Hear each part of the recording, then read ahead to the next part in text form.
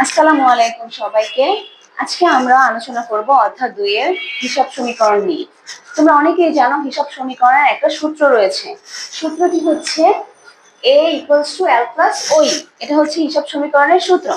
তোমরা অনেকেই জানো a হচ্ছে সম্পদ, l হচ্ছে দায়, oe হচ্ছে ওনার্স ইকুইটি, মানে oe হচ্ছে ওনার্স ইকুইটি মানে মালিকানা সত্ত্ব। মালিকানা সত্ত্ব। তো আমরা জানি যে মালিকানা সত্ত্বের মধ্যে 4টা উপাদান থাকে। মালিকানা সত্ত্বের মধ্যে 4টা উপাদান থাকে: মূলধন, আয়, ব্যয়, উত্তোলন। ওনার্স ইকুইটি মালিকানা সত্ত্ব মানে ওই এর মধ্যে 4টা উপাদান থাকে: মূলধন, আয়, ব্যয়, উত্তোলন। এই 4টা উপাদান ও এর মধ্যে থাকে। তো আমাদের যখন এই 4টা উপাদানগুলো আসে ম্যাথের মধ্যে, তখন আমরা এই 4টা উপাদানগুলো স্পেসিফিকলি শো করি না, আমরা ও এর মাধ্যমে বোঝাই। যেমন যদি আমাদের মূলধন বৃদ্ধি পায় আমরা লিখি ও ই বৃদ্ধি, আমাদের যদি হয় আয় হ্রাস পায় তাহলে আমরা লিখি ও ই হ্রাস। এরকম করে মানে এই 4টা লেনদেন গুলাকে আমরা বোঝাই ও এর মাধ্যমে, কারণ এই 4টা উপাদান ও এর মধ্যে রয়েছে। এখন আমরা আসি যে আমাদের যখন এই 4টা উপাদান আসবে তখন আমরা ও এর মাধ্যমে কিভাবে হ্রাস বৃদ্ধি লিখবো, ও এর মাধ্যমে কিভাবে আমরা হ্রাস বৃদ্ধি লিখবো। তোমাদের আমি গত ক্লাসে আমি বলেছিলাম যে সম্পদ যদি ডেবিট হয় সম্পদ বৃদ্ধি পাবে, সম্পদ যদি ক্রেডিট হয় সম্পদ হ্রাস পাবে। সেম দায়, দায় হচ্ছে ক্রেডিট হলে বৃদ্ধি পাবে, ডেবিট হলে হ্রাস পাবে। তো ও এর মধ্যে এই দুইটা কোনো সম্পর্ক নেই, ও এর মধ্যে শুধু এই 4টা উপাদান রয়েছে। তো তোমাদের এই 4টা উপাদানকে ও এর মাধ্যমে প্রকাশ করতে হবে। এই 4টা উপাদানকে ও এর মাধ্যমে তোমার এক্সপ্লেন করতে হবে। তো আমরা জানি যে মূলধন, মূলধন কি? মালিকের অংশ। তো মূলধন আমরা ম্যাক্সিমাম টাইম ক্রেডিটে লিখি। তো মূলধন যদি ক্রেডিট হয় মূলধন বৃদ্ধি পাবে, আর মূলধন ডেবিট হলে হ্রাস পাবে।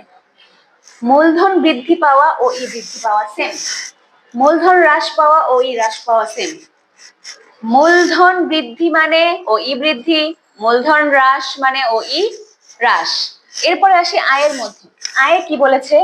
তোমাদের বলেছিলাম আয় আমরা ম্যাক্সিমাম টাইম ক্রেডিটে লিখি, আয় নামটা, আর আয়ের মাধ্যমে যেটা পেয়েছি ওইটা হচ্ছে আমরা ডেবিটে লিখি। আয় নামটা হচ্ছে ক্রেডিট। তো আমরা জানি যে আয় ক্রেডিট হলে বৃদ্ধি পাবে, ডেবিট হলে হ্রাস পাবে।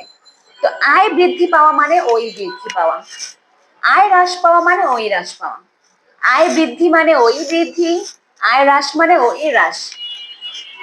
তোমাদের ওই পরিবর্তন হবে এই এন্ট্রিগুলোর মধ্যে। ও এর মধ্যে পরিবর্তন আসবে শুধু আয় ও ব্যয়ের মাধ্যমে। মূলধন ও আয় যদি হ্রাস পায় ও ই হ্রাস, মূলধন আয় বৃদ্ধি পালে ও ই বৃদ্ধি সেম। এটা হ্রাস বৃদ্ধি, এটা হ্রাস বৃদ্ধি সেম।